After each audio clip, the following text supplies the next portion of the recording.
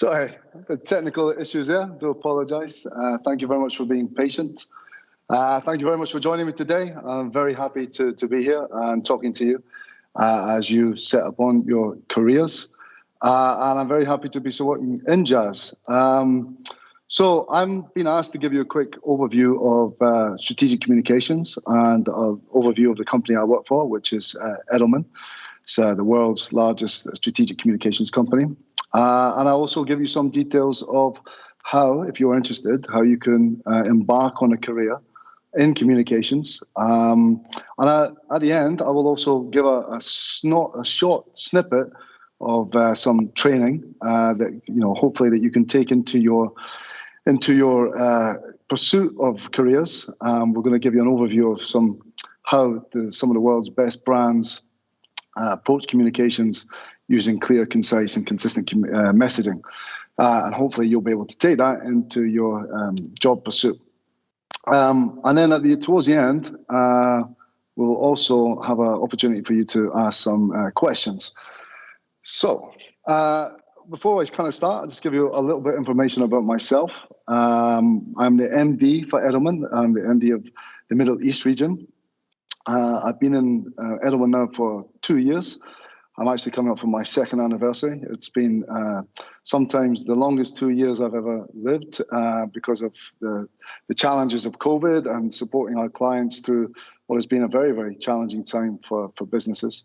And also some of the times the quickest. But that's kind of the world of communications. If you join me and my colleagues in taking a career in communications, you'll soon find that out for yourself.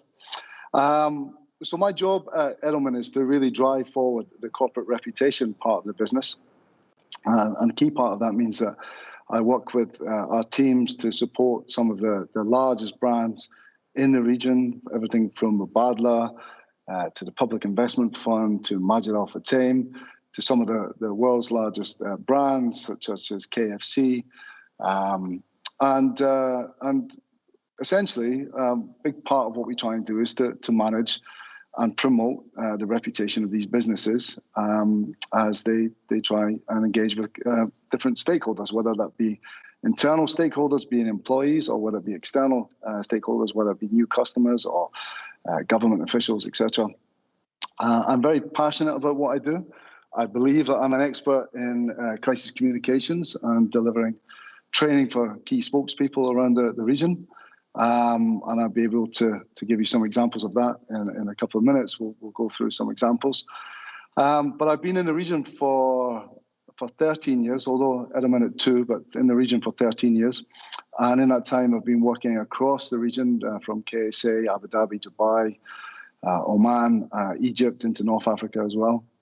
And working from a number of brand projects and governments, some of the biggest projects in the region, from the launch of 2454 back in 2008 to the launch of the Jeddah International Airport.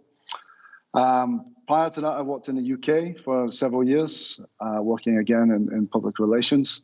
And I've also worked extensively in Africa, working in places like Angola, Mozambique, Nigeria, and Kenya, working with the Kenyan government for a number of years as well. But I'd rather sort of kind of get off myself, but I do hope that I'll be able to impart some of my experience and my knowledge. So if you do have any questions, please, do ask me at the end. And if there's anything that you maybe feel you would like to know later on, please do reach out to INJAZ and you can get my details, and I'd be happy to answer any questions that you may have. So I want to give you a little bit of information about Edelman. We're the world's largest strategic communications firm. And basically, we essentially support businesses build and protect their global reputations. We were founded 69 years ago in 1952 by Dan Edelman. And you can see by the name, Edelman, we are still very much a family firm. We are run by the Edelman family still. And I think that being a family firm gives us a definite differentiator to some of our competitors. And to give you an example is that we absolutely are committed to working with our teams We use our profits to strengthen our business, working, with our employees, to give them opportunities to grow their careers. We're absolutely committed to being a responsible citizen of the world, and we embark on a number of major sort of charitable supports across different regions.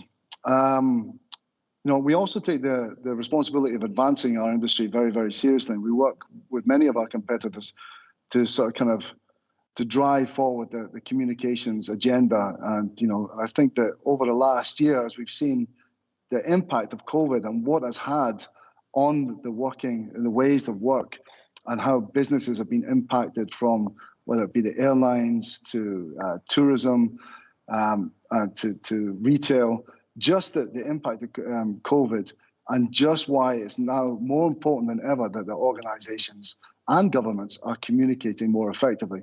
And I think that one of the things that we do at Edelman is to really drive that conversation forward.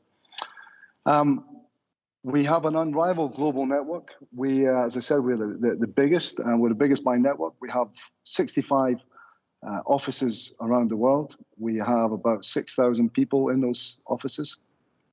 And we have an annual revenue of about $900 million, give or take a few, impacted by COVID, but certainly that puts us at the very top of the communications industry. And we work closely with all our teams across the world. I'm in regular contact with my colleagues in Japan and China, Singapore, the US and the UK. We work across many transnational programs. And the kind of opportunities that get for young graduates is to be part of this kind of global network is incredibly exciting, because whilst you may be here in the Middle East, it's very important for you to make sure that you understand the way that the paradigm of communications is changing globally. And one of the things that you get working for a global network is really get that kind of insight and experience of working with our colleagues across the globe. We founded, as I said, our first office in 1952. Our first office was actually in Chicago. It was followed by our kind of new headquarters, which is in New York, and then followed up in 2008. After a number of series of openings across the world, 2008 we opened our Abu Dhabi office, and that became our headquarters in the region. Since then, we've opened up an office in Dubai. We have an office in Riyadh. We support across a number of the region's biggest projects. Let's move on to the next slide. So our services, you may be wondering, what does a communications company do? Sometimes when I try and explain it to people, they think that we're in telecommunications. But actually, strategic communications or public relations is many things. And if you look at some of the icons here, everything from brand building to brand protection to reputation and trust management, digital crisis, the kind of services that we provide, there's a plethora of opportunities that we deliver. And according to the CIPR, which is the kind of the professional body in the UK of the public relations industry, is that you can define public relations as the discipline which looks after reputation, with the aim of earning and understanding support and influencing opinion and behavior. It is the planned and sustained effort to establish and maintain goodwill and mutual understanding between an organization and its publics. The one thing that PR does not stand for is press release.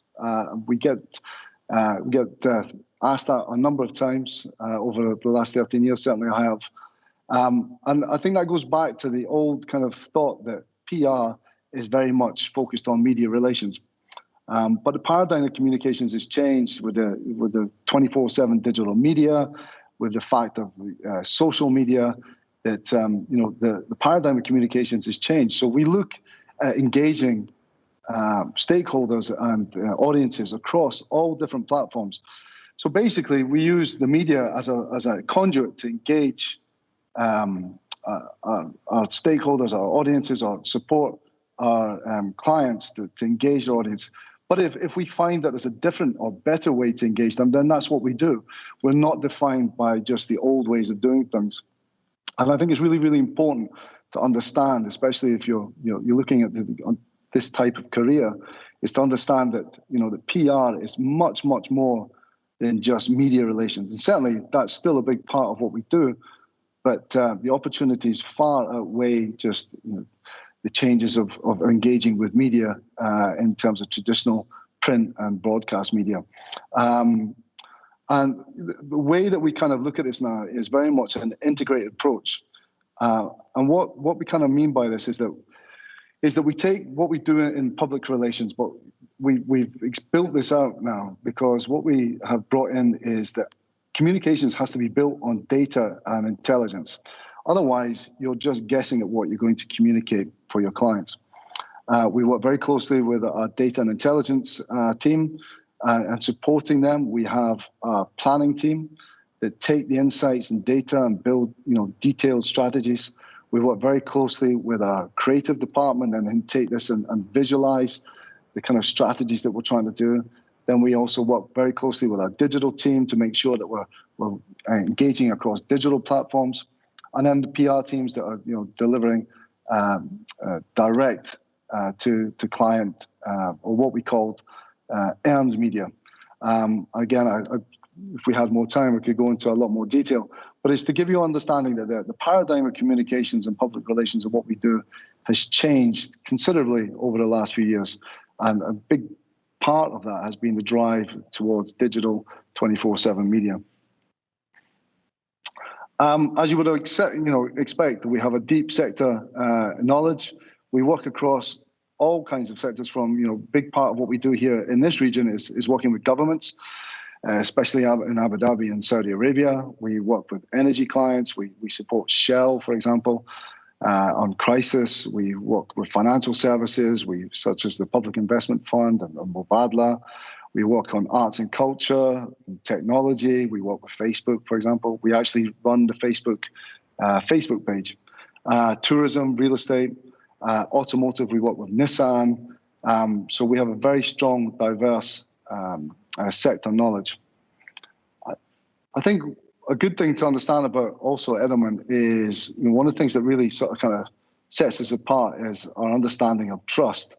And I think that it's very important to understand that we believe that trust is the ultimate currency that all institutions, whether you're a brand, an organization, a government, or an NGO or media, that trust is your most important asset. You can see over the last few years how trust has declined in the way of media. People are questioning more the brands that they work with. People now have a voice that they can talk back on. They have the platforms through social media that if they're not happy, they can mobilize and become activists against certain brands if they don't believe in what's happening. And again, against government organizations as well. And basically, what we believe is that trust is the strongest insurance against competitive disruption. It's the antidote to consumer indifference, and it's the best path for organizations to really have sustained growth. Without trust, credibility is lost, and your reputation or the reputation of an organization can be massively undermined. You only have to look at examples of organizations that have lost trust, such as Volkswagen with the emission scandal, to a certain extent Shell with the Deepwater Horizon accident in the Gulf of Mexico. And it can take years and years to rebuild that trust. As Warren Buffett, the financier, said, it takes 20 years to build a reputation and only 5 minutes to ruin it. And if you think about that, you'll do things differently. And a big part of that is how you communicate the trust to your audiences and your stakeholders. So what about us here in the Middle East? We're deeply embedded in this region. We've, as I said, we've been here since 2008. We have over 100 professionals across 3 wholly owned offices in the UAE and Saudi Arabia. We have a number of affiliate and partner organizations that we work with very closely. And a big part of what we do is support our clients in terms of engaging not just English media, but a big key part obviously is our Arabic capabilities as well. So we're looking for opportunities for young Arab speakers to get involved, the opportunities that exist within the organization and the industry. We keep some great company. As you can see, some of the biggest brands here in the region, working from Mubadala, Sagia, Majid Al Futtaim, also to some of the world's biggest brands such as Nissan, KFC, Facebook, LinkedIn, etc. And rather than sort of kind of just going over them, I'd like to give you some examples of the kind of work that we actually do for this. And one of the key projects that we've worked on recently was the launch of the Abrahamic House up in Abu Dhabi. And I think what's interesting about this is just giving you the kind of breadth of what communications actually delivers on, through a few slides, is to give you this kind of breadth of the type of work that you can be working on in terms of communications. So in 2019, we were asked to support the launch of the Abrahamic Family House up in Abu Dhabi. This was going to be a dedicated religious center that will bring together the three Abrahamic faiths for the first time in the UAE. It was going to be a house of Islam, a house of Christianity, and a house of Judaism. We worked with the Abu Dhabi teams to launch this in New York, to faith leaders. We worked with our New York offices to identify key stakeholders who come to be part of this major event. We're working with the team in Abu Dhabi to launch in Abu Dhabi as well. So you could see that the breadth of what we were trying to achieve, and also given the political sensitivities around this was the first time something like this had been achieved. And so our team worked very, very closely to make sure that we were very detailed in the messaging that we were delivering, and also in terms of the kind of content and the media that we were engaging with. We also work with Virgin Hyperloop. We support them. We're working with them in driving their engagement with governments, so working very closely with the Saudi government. We were instrumental in building a connection with the Ministry of Transport in Saudi that led to the development of a landmark study that talked about the economic impact that the Hyperloop could have on the economy of Saudi Arabia. Working with Facebook, last year was a very challenging year for a number of organizations. One of the things that Facebook wanted to do was to really use its platform to help people come together, especially during Ramadan.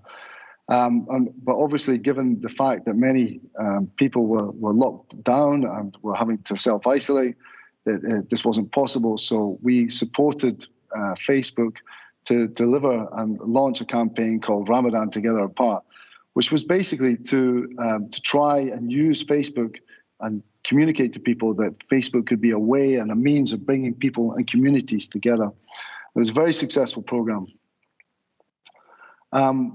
We've also recently launched the line in KSA, which is part of NEOM, which is the major development of the Giga project, which will see the development of a 100-kilometer long city that will redefine the way that Saudi Arabia its economy. It's going to be a $48 billion project. We worked with the team to sort of build an international engagement plan, and very much kind of working with the team to kind of promote that. But also in the context of the challenges that Saudi faces in its global reputation. So working with them to develop very strong messaging, very clear engagement plans, and again, very, very successful delivery of the project. Another type of activity that we deliver very frequently is lots of spokesperson preparedness training. And this was us working with the Ministry of Finance in Saudi Arabia, working on the launch of the annual budget. And essentially what our team did was work with the Minister of Finance. This is him here, His Excellency Mohammed Al-Judan, and working with him and 14 of his colleagues to ensure that the budget had a consistent, clear narrative of what we were trying to say. And the key reason why this is important is because if each and every department or ministry was going off and saying individual things, it would have been very difficult for people to understand what was being said in the budget. So it was very important that we had a very clear and concise and consistent narrative. And I'm going to touch on the importance of clear, concise, consistent narrative in a second in part of the training. But it's the cornerstone of communications. And for this, for 3-4 weeks ahead of the budget, we prepared, we sat with the ministers, we worked out kind of the things that they would say, and we trained them to make sure that we acted as if we were the media, and we asked them questions, and we practiced to ensure that we were aligned in what we wanted to say. And just to give you, again, I wanted to give you a kind of broad overview of the type of work that you can get if you decide to follow a career in strategic communications. And this was, and the power of the work that we do. And this was a campaign that we worked with LinkedIn. And it was really to try and drive women in Saudi into the workplace. And so basically many women in Saudi felt that their voice was not being heard in terms of gaining employment in Saudi.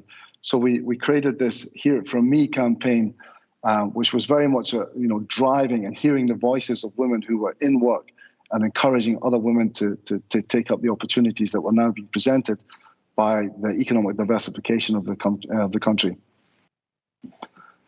So that's a little bit about Edelman, what we do, some of the projects that we've delivered recently, give you a kind of good understanding of the type of work that if you were to try and pursue a career in communications that you could be presented with. And you can see the diverse range of things that you're doing, everything from crisis work to major launches, to campaigns on digital platforms, to training senior government ministers. It's the beauty of communications is that no day is ever the same. But I wanted to kind of give you a quick overview of some of the opportunities within Edelman and the kind of career path that you could potentially take. And we absolutely believe that what we offer is an integrated career. And basically, this means that you could be working everything from PR consultancy, which could be if you were sector focused, if you had a passion for healthcare, or if you had a passion for hospitality and travel or entertainment, there's opportunities that you can get involved in there. If your passion is digital, we can certainly support in terms of social media, content marketing, search engine optimization, web and app design, working very closely with our creative team. We have the strategic planners, who sit and work out the kind of strategies, understand the objectives of what our clients require.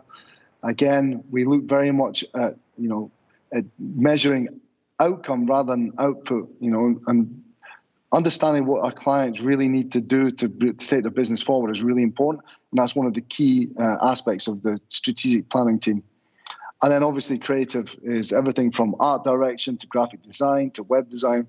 So you can see there's a plethora of opportunities. There's not one job. If you say that you're looking to get a job in PR, then you could be wearing many, very, very many different hats. And I wanted to kind of just give you a quick kind of indicative career path, that this is Edelman, but probably across the region, is that if you do decide to take a career within strategic communications, that you would probably, if you were to take it in core PR, you would start off maybe as an intern and then moving up to an account exec. And after 2 or 3 years, you would be looking to push up into account management. And then, after about 7 to 10 years, you would be looking to sort of be an associate director, really driving forward creative plans from the outset. Again, from the creative side, you're looking off to being a multimedia designer, art director, moving up through the different ranks as you go throughout the years. So you can see there's a real path of opportunity that you can take, if you decide to take this kind of career path. So I just wanted to give you a quick overview. As an intern, what you could expect if you decide to look and take a career in communications, and certainly within Edelman, the type of work that you could be looking to work on. For everything from client work, one of the things that we absolutely sort of ensure that you do is you work with a range of different client teams, whether you're on healthcare to energy to tourism. Make sure that you get a broad range of experience to understand what is it that really fits your passion. You may come on and feel that you're absolutely want to focus on healthcare, but then you realize that you'll have a passion for something very different in terms of, for example, tourism. And we make sure that at the early parts of your career that you're exposed to as many different client sectors as possible. We get you working on process documents, everything from what we call the WIP, which is the work in progress document. And basically, this is kind of the documents that we help to manage, client manage, the different deliverables that we need to give for clients, everything to monthly reports. We also get you to work on content development, everything from press releases to media alerts to fact sheets. A big part of what we get young interns and current execs to do is to really build up the network of relationships with key media. A big part of that is to understanding how to pitch stories, when to pitch stories, how to sell in a story, how to monitor effectively, how to then bring all that together and make sure that you really deliver value for your client by showing them, what the extent of what their engagement was. It's not enough just to give them a clipping book, but you need to sort of kind of present to them what was the value in issuing a certain bit of content. Everything then to presentation skills. You help you develop your portfolio.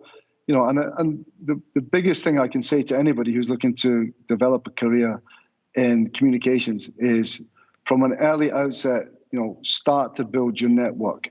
It's a very small industry here in the Middle East. And one of the key things that you really want to be doing is to really building this strong network, understanding who you should be looking out for, how you can, because you'll find that you'll be working with one person maybe in one agency, maybe in a few years you may be the client and you'll be looking to bring on an agency to support you. So that kind of gives you some details of if you were interested in being an intern with us. And if you are and you would like to send your CV, there's the Middle East recruitment at edelman.com, but I'm sure the INJAZ team will happily provide you with the details. But I just wanted to sort of kind of, before we kind of got off that, is to really just, give you an insight to the values and the vision that drives us as Edelman. And we've got this video here that really kind of sets out just what makes Edelman, a different type of agency to some of our competitors. And again, I think this is really down to the fact that we are still very much a family-owned business. And this comes across when you see our current global CEO, Richard Edelman, talking about his father, Dan Edelman, and a number of other people, senior people across the Edelman business, talking about Dan Edelman and the values and the vision that he set forth for the business.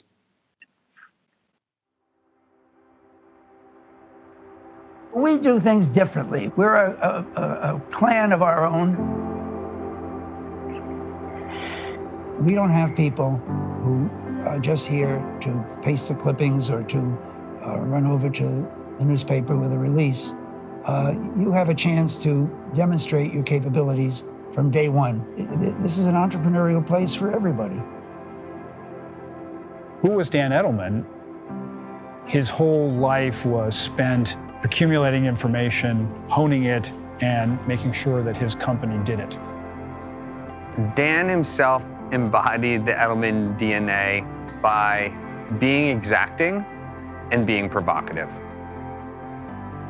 Dan always had this brown leather hard-sided briefcase with him. And it would be on his lap, the top up, and his hands would be hidden behind. So he'd be asking questions and taking notes all at the same time. One of my first encounters with Dan was to go into a meeting and realize I needed a notebook and I needed to be taking notes. You never show up to any meeting without a notebook and a writing utensil. And so I brought a pen. He caught me once like taking notes on my BlackBerry. That totally frustrated him. Because in the relaying of the notes, you're controlling the future. What's interesting is that as our focus on communications has expanded and evolved, the principles that Dan founded the organization on remain the same. It's about this commitment to quality. It's the ability to take calculated risks. I think tenacity. Having an entrepreneurial spirit. I think about our independence and it allowing us to stay laser focused on investing in our people, but also investing in our clients and what's right for our clients. That hunger, that entrepreneurial drive, that need to always win and to grow, I think those things really speak very strongly. On my first day, when I arrived here in Chicago, I came into the museum, into Dan's office. And I remember putting my hands on the desk and just whispering to myself, I'm gonna do this for you. I got this for you. Dan had a very simple philosophy about how to run a business, which is you have to have relationships with the clients, you have to go walk the halls, and nobody is too fancy to be an AE. It's well known that Dan Edelman used to say everyone is an account executive. Traditional public relations, be it digital, paid media, SEO, creative, we're all still account service people. He really gave us a sense of pride that no matter how young or junior we were at the firm, we all had the ability to drive change as well as impact where the future of the firm was going. Dan deeply cared about you as a person. He cared about your family. He cared about who you were, far beyond the fact that you showed up and worked at his firm. One of the evenings we were here kind of late, and it was funny. He walked out, he goes, I'm going home, everybody else has to too. You shouldn't be here later than the boss. One of Dan's values was his commitment to excellence, and I think that diversity and inclusion is a key component of that, making sure that we have diverse perspectives around the table as we're working towards programming for our clients. His principles, I would say, not only directly contributed to enabling us to take advantage of the changing environment, but they're the very foundation of it. His vision ultimately was to be creative and ensure that we were doing the best job telling a client's story and getting it the most reach to the audiences that mattered. You know, Dan sort of came out of a journalism background, and it was always, what's the story? And what are we trying to tell here? And why does that spokesperson make sense? And what's the visual behind it? He had such a vision about what PR could be and the value. And I think he'd look at the work we do today and say, yeah, I was right. Dan Edelman's legacy is to embrace change to the benefit of our clients. This company and what we are and what we're becoming came from one man's idea, his courage, his drive, and sort of an unstoppable nature. You know, there's something to a kid from New York who moves to Chicago and then has the idea to set up the first marketing PR firm. And there was a relentless aspect to Dan, one of ambition, of drive, but of decency. He always wanted to win the right way. He wanted to outwork the other person. And to have Edelman be the paradigm firm in the sector. And in that, I really think he's succeeded.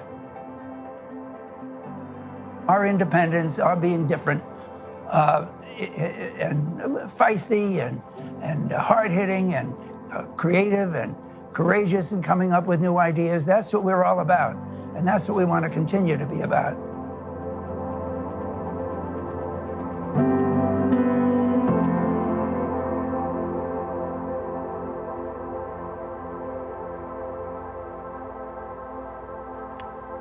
Okay, well, thank you very much for watching that. I hope you enjoyed that. Give you good insight to the vision and values that drive us at Edelman. And a couple of good snippets there. Always make sure you take a notebook and a pen to your meetings. Hopefully that's a little bit, a good bit of advice.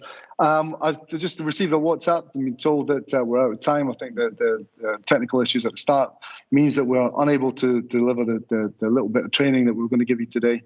I don't know if we've got time for some questions. I'll leave that to the INJAZ team. But look, on behalf of everybody at Edelman, I'd like to wish you all the best as you set forth on your careers.